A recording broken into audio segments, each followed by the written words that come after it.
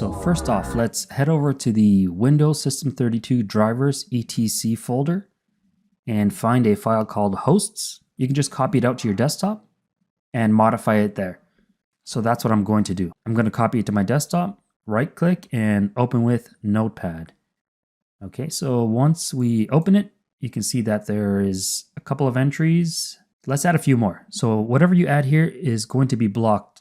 So let's add a couple of websites and test it out. Okay, I'm going to add google.com, okay, and I'm going to also add bing.com and google.ca. Okay, that's done. Now let's copy it back to the folder, overwrite the file. Next, let's test out the websites and see if they're actually blocked. Google.com, blocked. Google.ca, blocked. Bing.com, blocked.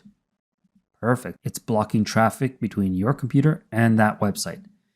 All right, so to undo the changes, just simply open that host file back up and remove the lines you added, and this will undo your changes.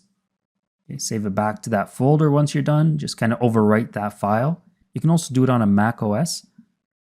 Here's the command to open the host file for editing, and once it's done, you can just save it. That's pretty much it. Have fun with this.